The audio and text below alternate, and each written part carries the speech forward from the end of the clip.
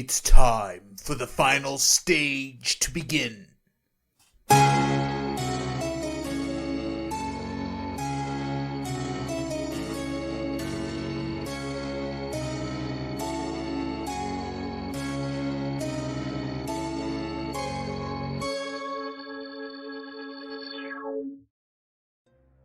Hello, and welcome back to the Lost Legends of Scadrial, Mistborn Adventure Game Podcast. And welcome back to Season 3. I'm here with the rest of the Fluffles gang. I am John. I go by Clovermite Online, and I play Tony Darkomancy. I'm David, and I play Lord Falcom. My name is Brian, and my character's called Tajmil. I'm Kelly, and I play Merda. It's very interesting to me that we're jumping into Season 3 after about 6 months of not recording, because I think that's right around, maybe a little bit less than the amount of time that the listeners are going to spend between seasons. So, I don't know what we want to do with that information. I just thought it was interesting and wanted to mention that. Are you guys excited? Yes. Very much so. Yeah, we left on quite a cliffhanger. Painfully excited. Where do we jump back in? I do want to jump back in, but where do we start? There's a lot. Did we even talk to Alloy? No. At the end of the season? Nope. I think that's a logical choice. Start with Alloy, and then well, whoever Brian's at. That would be fantastic for Lord Falcom if we could just skip right there. I see 3 jumping in points. Tony and Merda outside of the Lord Mistborn's manor. Tajmil with Spook. Or Lord Falcom with the other group. Welcome to Season 3, where we've split the party. I think Lord Falcom with the other group is the most interesting from my perspective. Because it's not like there's a lot of challenge ahead for Tony and Merda. They just go home, or wait. Yeah. Brian is out. Like, if Spook, I'm assuming, isn't there until we've all left, so that makes the most obvious one David, or with Lord Falcom and how they get out. Okay, so Lord Falcom, you have just left the manor. You are holding this jar of spikes that is cracked on the bottom.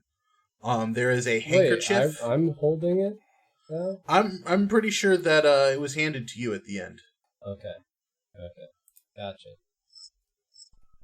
I thought I had asked where it was, so maybe that was that. I think you asked for it, and they gave it to you. Okay. Let's go. If I'm remembering correctly. There is a handkerchief on the bottom that is being used to stymie the flow of blood. But there is definitely blood leaking from the bottom of this container. Okay. If only they had Flex Seal. If only. Like, full on, we're sprinting back to the hideout, right? To our designated, you've left location. the window that Not was nearby. Alloy's hideout, but our hideout, so we can recoup. Snee and Lady Fatine are sort of leading you towards a safe house that they've got set up. Okay. So, as long as it's all Stranger danger. Yeah. Danger zone. Anyways, we'll keep on running along. First I'm gonna need a spirit roll from you. And you do have 1 spent. Go get your dice. Let's jump over to Tony and Merda for a second then. You two, Tony, you helped to kind of help put out the fire. It was able to get stopped without being too terrible. After that, are you kind of hanging around to talk to somebody? I know Merida was saying that she kind of wanted to pull you out. I don't remember exactly where we left that. But who cares about what we said then? What are you feeling, Tony, like, first course of action after he feels the fire is out? I think the first thing would be to continue to try and, make sure everyone's okay. Raise morale kind of a deal. I think the moment Merda, if she is trying to pull him aside, he might give some initial resistance, but then just go with it. I think And then past- Kelly. Yeah, I think in the past I wanted us to just leave, but maybe thinking now that might be a little suspicious, so she'll just follow him around. Okay, Tony, why don't you start with a rioting roll? I am going to have you do the affect crowd stunt. What is it that you are trying to riot? Man, my vocabulary is escaping me. Courage isn't quite the right word that I'm looking for, but like a sense of determination and hope, you know? Like, not the, like, oh shit, we almost died, but the like, man, look what we did. We're a good team. Okay, go ahead and give me a rioting roll. Okay, so I've got a double check affect crowd. That's, -2. My rating is 6, so that's 4. Do I get bonuses for anything? I don't think so. This is purely a Alamancy roll. Roll my 4. Alright, so I got a 5 and 3 nudges, so I'm going to spend 2 to reroll. And I got 2s. With 2s, you see a couple of the waitstaff starting to look a little bit more braced. You do see Jim in the corner. He seems to be unaffected by it unless you were like trying to actively disinclude him. But you also see that the Lord Mistborn steward is starting to walk over towards you, and he has a very a look of consternation on his face. And it does not appear as if this has affected him in any way. Yeah, Tony just approaches him. He walks up and he grabs you by the arm and starts pulling you towards the side hallway outside of the main ballroom. Ow. Merida, how are you reacting to this? Well, of course I'm gonna follow him, because I think Tony's a little slow and might get himself in trouble. Okay, but you're not, like, intervening in any way. You're just gonna follow along with him. Yeah, I'm not intervening. Okay, so he pulls you over into the hallway, and his face turns from, like, grave and serious with the consternation to flat-out angry. And he leans forward angrily, whispering, "Just what do you think it is that you're trying to pull here? You almost burned the whole manor down." Hey, I put out that fire, thank you very much. The fire that you started! Hey, it was an accident, alright? You know, new trick. I'll get the kinks out for next time. Do you know what kind of disaster it would have been if all of the nobility was... What am I even supposed to do with you now? Thank me?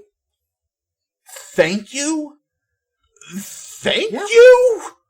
You almost burned the house down! Yeah, I helped make sure everyone got out of there safely. I put the fire out, thank you very much. Get out. You are not welcome here. Rude. And Tony just, like, back turns to him. Starts walking away. Merida's gonna follow after him. Okay. David, are you back? I am indeed. Go ahead and give me that spirit roll. We will jump back to you. Alright. Rolling dice. What's my spirit? You have a roll of 3 because you've spent 1. That's a pair of 2s and a 1. With a pair of 2s and a 1, you kind of feel the spikes shifting inside of the jar, and you hear a voice in your head say, "There is something in there for you." I'm going to speak to that voice in my head, and how do I get this where it needs to go? Should I take it to Alloy? I cannot answer that. Well, I think that it would be... And give me another spirit roll. That's a pair of nudges, so... A 3. So then reroll is still just 2 dice, right? Yeah, so you would have... I'm just gonna say you can't do it. You don't have enough dice. Yeah, no, I was gonna say it's pretty pitiful. Fortune is clouded around Alloy, and there is no clear path forward. I cannot guide you on this. All I can do is provide you some aid. And as you look down into the jar, you see two spikes kind of float towards the top that you recognize as Conjure blessings. Alright, so how close are they following me? You guys are in a pretty tight group. I think that you are kind of in the middle. Lady Fatine is up front. You've got Liv in the back, Liv in the very back, and then the rest are kind of like grouped around you, trying to keep the spikes at the center. And you guys are a decent distance away. Give me a quick wits roll. Okay, 1 second. Not great with those. No bonuses. No bonuses. Alright. Nothing. Okay, yeah, so you're running along in a tight group. You are kind of, I'm assuming that you're asking if you might be able to sneak it open without them looking.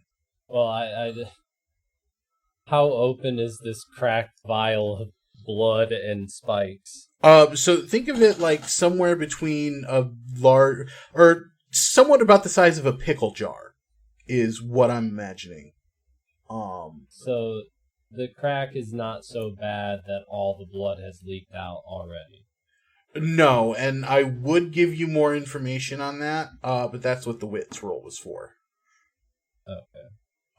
You haven't noticed exactly the state of how much blood is leaving.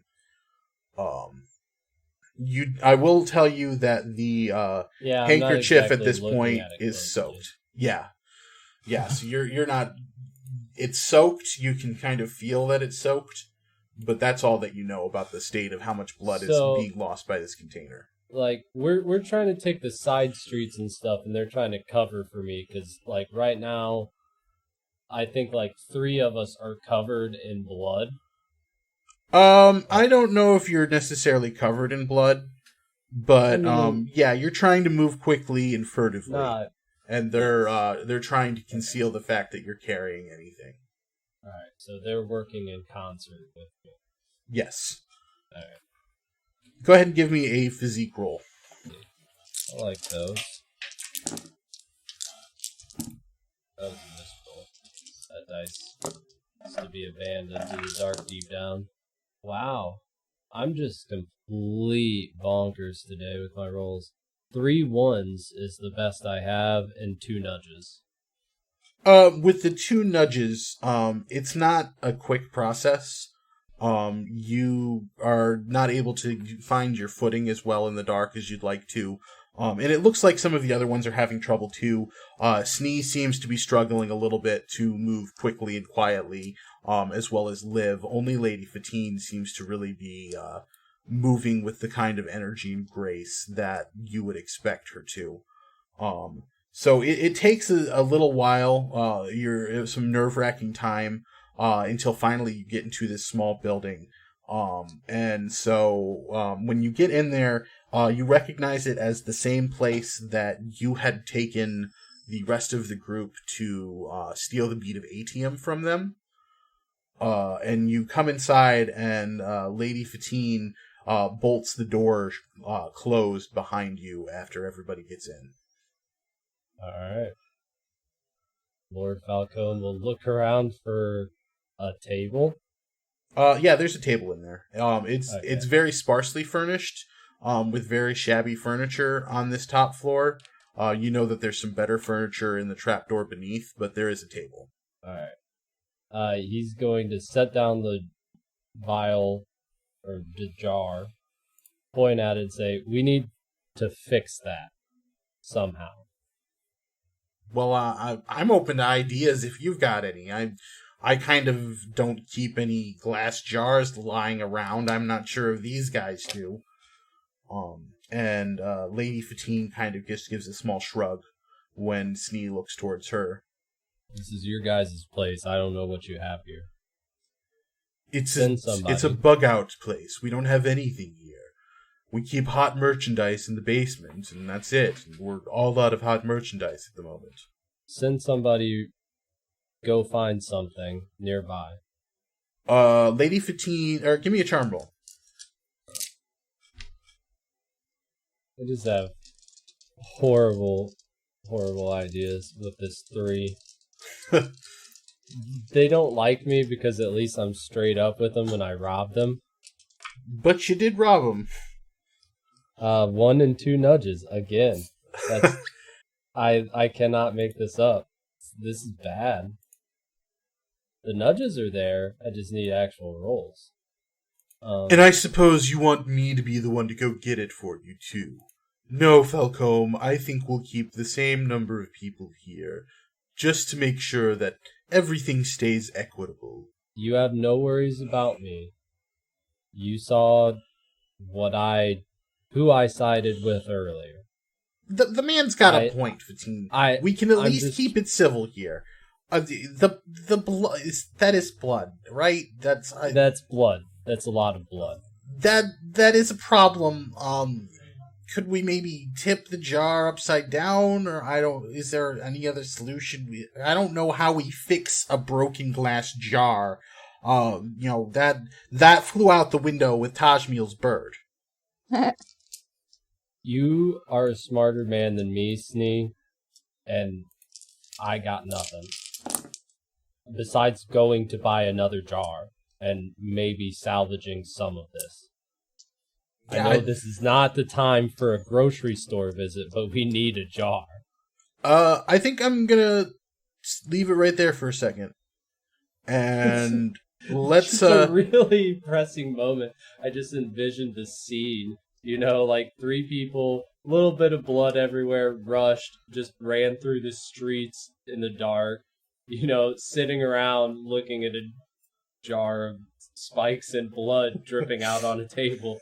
Yeah. We need a jar. Like, damn it. Who says it needs to be a glass jar? I mean, anything is where my mind was at. Anything that would hold it to an extent. Yeah. But yeah, as you look around that space, there's no kitchen to cook in. It's a safe house. Yeah. It does not have, maybe somebody brought a coffee cup or something. There's a teacup in the corner. Yeah, but it's not going to do For some reason, there was a teacup on the black market, and they bought it. I wonder where it came from. But wait, didn't Tony bring tea on one of his trips? Teacup. No, it got back. It got turned back in. Oh wait, right. He brought that one back. He had the tray table strapped to his neck. All right, so let's jump over to Tajmil. Tajmil, you wake up. Your neck is incredibly sore. You take a couple of deep breaths, and your throat itself feels very sore. You have a vague recollection of what happened. You do know what happened, but it's sort of hazy. And you wake up to this figure standing over top of you, looming in a mist cloak, which, if you don't remember what that looks like, it's like what you would assume a normal cloak would look like, except for the back end is not one continuous piece of fabric. It's a whole bunch of different slits of tassels. And he's standing over top of you, and he says, "Wasing the knowing of my spikes?" Oh. What? He reaches down and he grabs a hold of you. You are pulled bodily into the air by your clothing, very reminiscent of what just happened to you, and held up into the air. And he looks into your eyes, and you see a kind of cold anger burning there. And he says, "Where are my spikes?" Your spikes? Oh, you mean those things that lady that just really hurted my neck took? Give me a spirit roll. Oh boy. Okay. Spirit it's down. So it's only 5, right? Correct. I spent 2. Okay. We didn't get any sort of a breather when I was there on the ground. No, you did not get any sort of rest while you were recovering from your asphyxiation. Oh, come on. Well, you just got blood air choked by somebody. It looks WWE style. 2 3s, a 1, a 2, and a 4. On the outskirts of your emotion, you feel this kind of pressure that like is pushing in on certain emotions, as well as one that's trying to ramp emotions? up. It feels like they're trying to make you make me angry, less brave. They're trying to increase your fear. Okay. And they're trying to increase your eagerness to please. But you've kind of gotten used to this sort of pressure on your emotions. And you're able to kind of push it off to the side and ignore it. Okay. So, like, I guess injury-wise, because I was looking up what the grave burden is. Is there anything that's going to affect my mobility? Because I say this, like, I don't think I have any other broken bones that I know of. No, your mobility is not going to be okay. And I'm not. Mostly, this grave burden is going to help other people work against you. Okay. So I would get up and I would like try and brush off. And you say I'm able to fight through these emotions. Yeah, but to clarify, he is holding you by your shirt, and your feet are off the ground. Oh man, do I got my little coin purse with me? You do not have it. Oh god, that would be interesting if you did, though, right? I know. Yeah, I'd be able to throw the whole thing at him and push off of it or something. Yeah. I mean, is this guy like? What was the build of the lady? She had that iron grab that I could not like do anything to except for get my neck crushed. Oh yeah, he's got that plus everything else. Oh, okay. Listen, dude, I'll do whatever you want. Just don't hurt my throat. It's really sore. This rusting witch came up to me and she squeezed my neck so hard. So I'll do whatever you want. Tell me what you know. What I know is this. I know that you've got a really sore neck after somebody grabs the hell of it like that lady did. That was bullshit.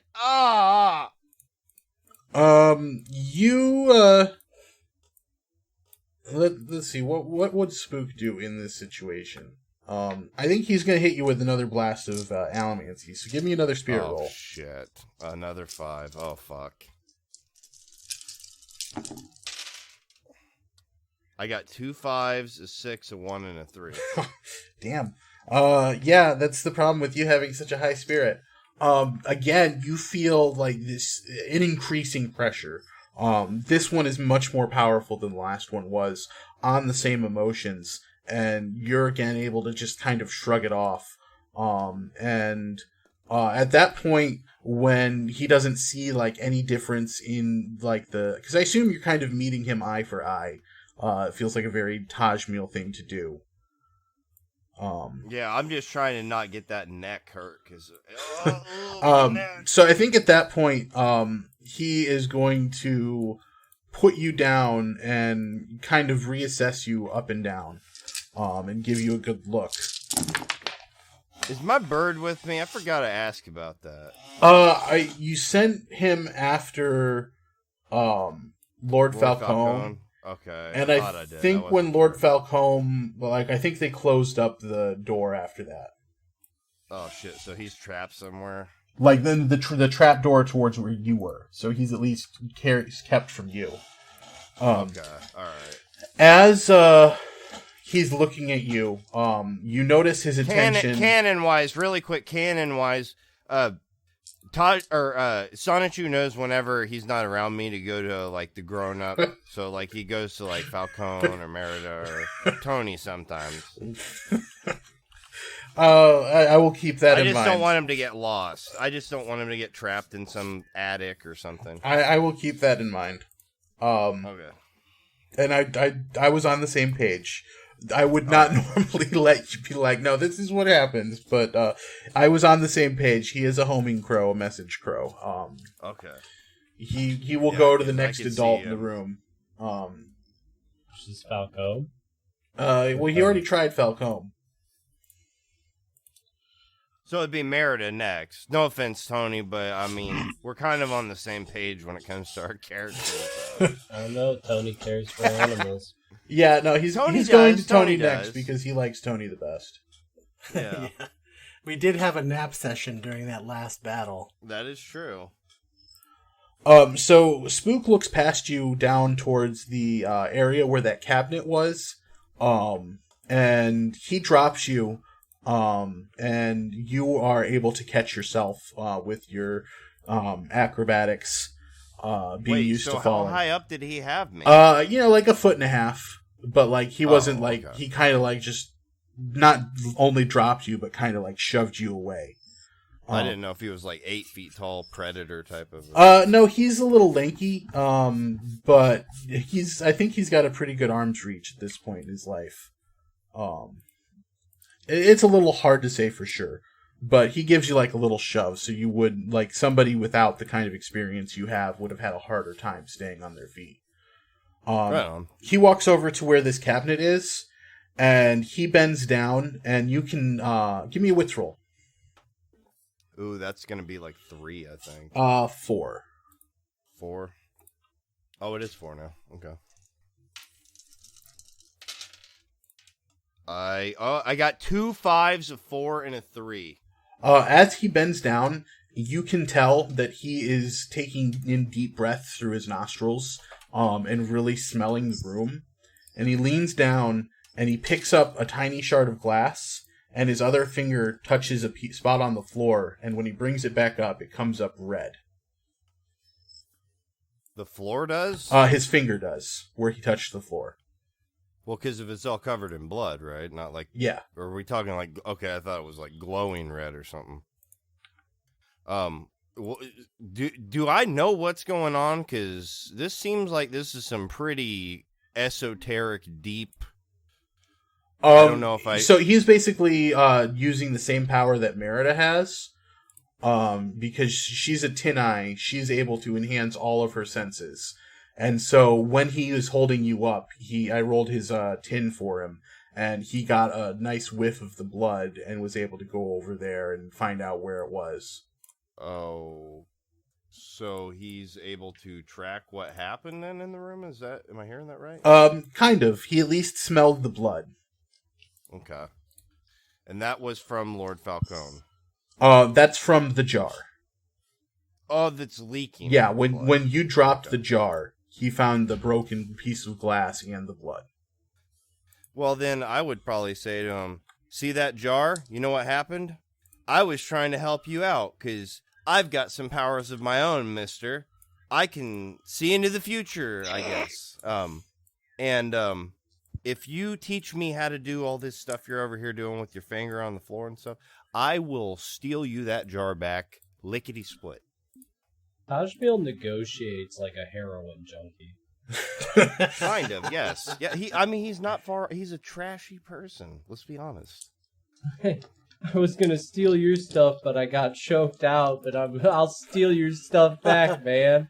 Yeah, listen, just don't hurt my neck, bro. I'll do whatever you want, man. You got any smack? No, I'll only charge you a little bit for it.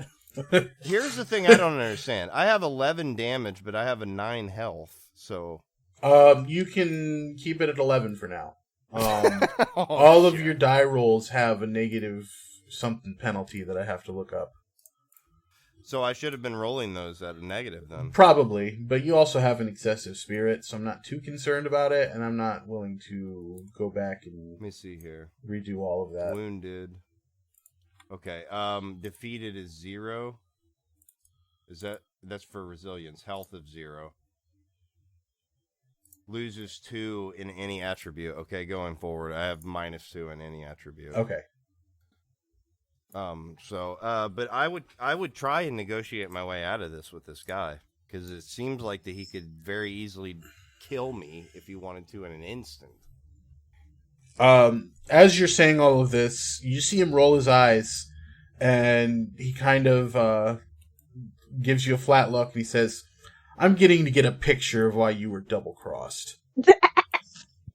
What? Are you saying I'm dumb? I just have been bad up on luck, you know? It's not... I blame this on, number 1, the Grove Street Ballers, my old crew. Give me a physique roll. Oh, boy. So 2 dice. Oh, my God. I got a 1 and a 3. You snatch at the last instant and fumble as you feel your, other steel pushing vial leave your belt and go flying into his hand. I didn't even remember I had that. Can I have that back now? He pops open the cork and he drinks the contents of the vial. What the rust? Why did you do that? Do you have any left in your reserves? Oh, I think I do have 2, don't I? I think you still have a decent amount of charges. Like, I have 5 charges on it. So you probably that's steel pushing. That's steel pushing. There's 3 charges in a vial. I've got 2 vials though. No, because you took 1 to start the mission, and he just took your other one. All right. So I'm gonna go ahead and say that you have a charge and a half left. Okay. You're coming with me to get my spikes back. And if you try anything, I've got much more medals than you do. So, Well, maybe we can work out a deal then. I'm trying to make a little cash over here, guy. I gotta get my neck fixed up ever since I got it dinged back there from that rusting witch. Rule 1, you keep your mouth shut. Rule 2, all right. You stay close. Rule 3, you got it. I will make you my own deal when we get my spikes back. Rule 34, there's probably some deviant art for it. Let's jump back to Tony and Merda. Elsewhere in the world, Octung! That's exactly what we're going to cut to. Sonichu flies above the city, above the manor specifically, until finally he sees Tony and Merda being escorted out by the Lord Mistborn Steward. And as soon as you guys are outside of the gates, Sonichu comes sailing straight into the back of Tony's head, screaming, "Octung! Octung!" Sonichu, what's wrong? And Tony tries to give him a perch on his hand. Sonichu lands on it and then kind of grabs your hand with his talons and starts flapping towards the manor. Merda, I think he wants us to follow. I don't. Isn't that one of the words he can say? Follow! Follow! See, he wants us to follow! And Tony just immediately starts going in the direction that Sonichu's pulling him. That is a horrible idea. Please don't do that. She does say this, Tony's yes. already walking. You get to the gate, and the guard there steps in your way and says, "Sorry, sir, order of the Lord Mistborn Steward, you're not allowed on the grounds." Sonichu still freaking out? He's still trying to pull you towards them through the gate. Sonichu is really upset. I think he left something in there. The bird does not supersede the orders of the Lord Mistborn Steward, sir. Can you help him find whatever he lost then? He looks from the bird to you, and he just shakes his head. All right, well, who can help? Tony is going to immediately flare this guy's sense of urgency. Give me an Allomancy roll. +1 if you're flaring. I don't know if you were saying that descriptively or if you meant you were actually flaring. No, I meant that was actually flaring. I got Gotcha. 5s. So he definitely looks like he's been softened up a little bit. I do think I'm gonna need to stick with the original rules in this case. And I will need either a charm roll or a researcher's roll to either convince him or bribe him. But you will get +1 to that roll. Charm. What is my charm at now? 6. Great. So that's a 7? Yep.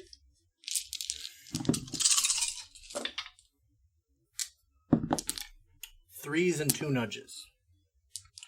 With 3s and 2 nudges, he pulls you over to a gatehouse, and he brings you to another officer who is sitting in that little structure, and he says, this gentleman is not allowed on the premises, but says that he lost something.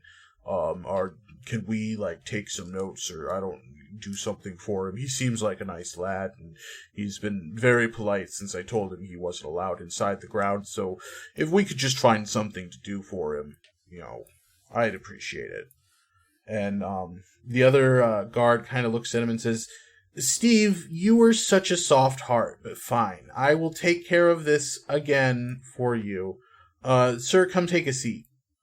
All right. Tony goes and sits down. What's your name? And he pulls out a form and he starts writing on it. Tony. Tony, And what this is it? Sonichu. And he looks at the bird. Okay. Tony and Sonichu. What is it that you've lost? I don't know. Sonichu is just really upset and wants to go look. He looks back up. The bird. The bird. Octung! Octung!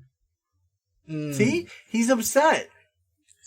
He pauses for a second, and he looks back down, and he writes down, Sonichu the bird is upset. And Tony starts How do you spell Sonichu? Yeah. Could you spell that for me? It's a little bit out of my common vernacular. I'm not good at spelling. Okay, well, do you you could know... draw a picture of Sonichu is Sonichu. spelled, He's it's very picturesque. Sonichu. Do you know why your bird is upset? No. He just keeps pulling me in that direction. I have a feeling something bad happened. Tony, he writes, the owner of the bird believes something bad has happened. Is there any this out loud as he's writing, or just writing it? No, he's just writing it. Okay. And then he looks up one more time, and he's just like, "Is there anything else you can tell me?" Oh, his owner is Tajmil, and I haven't seen him lately, so maybe the bird is looking for Tajmil. And he scribbles out owner of the bird. He writes, believes bird is searching for his owner, Tajmil. Well, thank you for bringing this to our attention, Mr. Tony. I think that we have enough information to take it from here. Believe me, I will conduct Okay, great. And Tony hands him a Sonichu.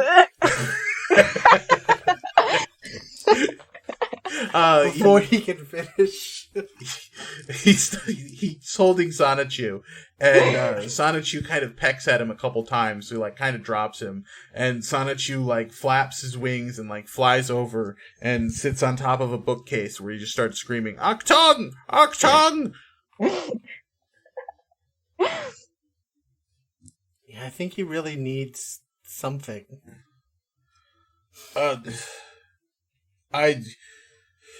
If you can you take the bird and we will do the rest? I don't want the bird. I mean, I don't think the bird's going anywhere. He's really insisting on coming here. I tell you what. Why don't you come back and check in a day or two, and I'll tell you what I've figured out. Okay, Sonichu, I think we need to go. And Tony starts trying to wave him down.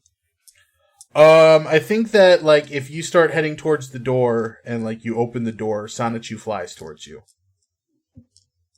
Oh no, I was actually literally having Tony like standing in front of the guard, like waving to himself. Oh. Sonichu does not react unless you move towards the door, I think. Yeah, I don't think he wants to go. Well, if you just... I suppose that we can handle him here for now. Believe me, nothing will happen to the bird. We will find this Tajmil, and you come back in the next day. Okay, thank you very much. And Tony goes to like shake his hand, with like the, both hands, almost pleading. Yeah, he shakes your hand. As soon as you turn your back, he takes the paper that he's been filling out and he puts it in the garbage can. And Sonichu flies down, grabs it, and flies out the door behind you. Oh, the door towards the keep? Yeah, like the door to the outside that you were brought in at. Oh, okay, so he follows. Yeah. So he's behind me. Do I see him? Does he perch? He'll come back and he'll land on your shoulder, clutching the piece of paper. Oh, you did come, Sonichu. Great. What's that? And Tony sees the paper. Oh, Mr. Guard, I think you dropped this. Sonichu picked it up. Oh, wow. Yeah. Thank you. I will look into this right away. And he takes the paper and he closes, he opens the door just enough to get the paper from you. But warily watching Sonichu, and then closes it right back up immediately behind getting the paper. Okay, and then Tony leaves to rejoin Merda. Let's then jump back to Lord Falcom.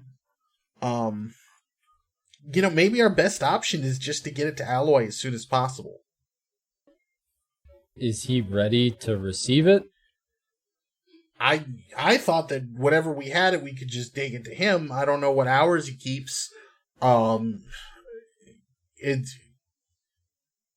guess the blood is a problem. The blood is a problem. Getting through the streets, because is our designated drop off the same area that he's always kept? Yeah. Okay. Yeah, it'd be the same house. So we're not supposed to cause problems in his neighborhood. Running through the streets with a jar of bloody spikes is going to cause problems, right? Well, not if no one sees it. At this time of night, where are we going to get something to hold this blood in? Without moving Go rob the lady next door. You'll never come back here ever again. Give me let's make it an influence roll this time, so that way it's just a little easier for you. Oh, okay. So it's a 4. So I have 1 spit influence. Oh, that's a pair of 4s. Liv nods to Lady Fatine, who nods back, and she kind of slips away. We're wasting precious time here, but I suppose that doesn't matter in the long run. Would he rather have the... I don't know. I feel like if we deliver it to him in a broken jar, we've just delivered to him a problem. And I don't feel like I want to give Alloy a problem. That's a fair point. That's a guy who doesn't seem like he handles problems well. We're supposed to be the solution. We need to get our shit together. Our rust and ruins all in order. Get our rust and ruins in a line.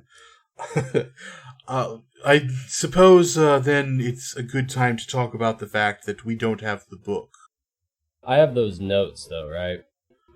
You were not sure what those notes were. No, I know I don't know what they are, but I do have them. Yes. I'm just clarifying.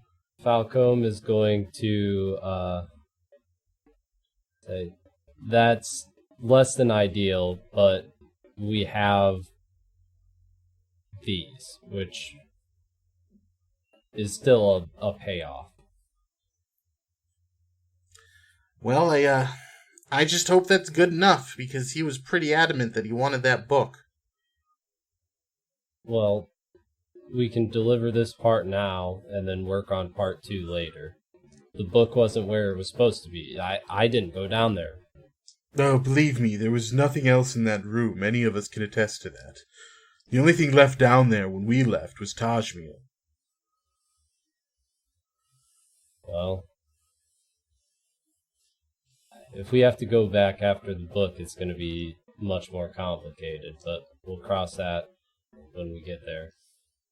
Well, then I suppose there's nothing left to do but wait. Lord Falcom is going to go into a side room under the pretenses of freshening up, because he was holding the bloody jar handkerchief combo. Are you taking the jar with you? No, Okay, but he's taking all his stuff with him. gotcha.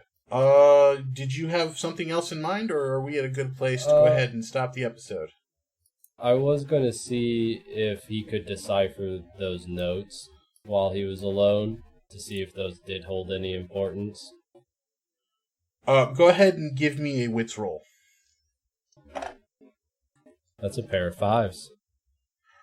With a pair of 5s, you recognize this as being detailed notes on the location and material of the spike for Steel Inquisitors. And so, very similar to the Hemorrhagy chart that can be found in the Hero of Ages Leatherbound edition. It's not as detailed as that, and it's only about 2 different types of spikes, but it's very in-depth notes about what kind of spike it was, where it was placed, what it was supposed to do on those 2 in particular spikes. Alright, so now that we're here, we have to cover another subject before it gets away. How much does Feldar know about hemorrhagy? I think that he knows enough to know enough. Yeah, no, I know that, but he knows what the spikes are used for, and knows all about the Steel Inquisitors, obviously. That was kind of an open secret. But being a hemorrhagic creation himself, yeah, exactly. And I think being as aware of it as they are, considering they have such perfect control of their bodies, it feels like it's pretty impossible for a Khandra not to be familiar with what it does. Alright, well, we can cut there. Yeah, I think that's a great place for us to stop for the episode. Thank you guys so much for joining us for Season 3. You've been here for 5, this will be your 5th season now, if you're still listening to us, and that feels really special. So thank you for sticking with us so long, and I hope you enjoy it as much as we do, because we have a lot of fun, and we'll be back again in 2 weeks' time. Thank you. Bye. Bye-bye. Bye! Mistborn and all related properties are owned by Brandon Sanderson and Dragonsteel Entertainment. The Mistborn adventure game is a product of Crafty Games. Special thanks to Steve Argyle for letting us use his artwork for the logo, and to Boardroom Design for putting the logo together for us. You can find us on Facebook, Instagram, or Twitter at LLOS Podcast, or give us an email at lostlegendsofscadrial@gmail.com. We hope that you'll like and share and give us a review on iTunes or wherever you get your podcasts. Thanks for listening. We'll catch you next time.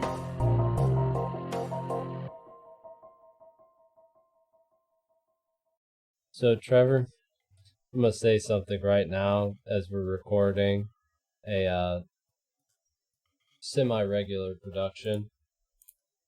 You don't have dice. Yeah, they're hold on one moment. If we take a quick interlude on this already short episode, I can Start with Lord Falcom, they said. If it's that important for you, I have my dice I can tray. roll dice for you. No, I don't want you to roll dice for me.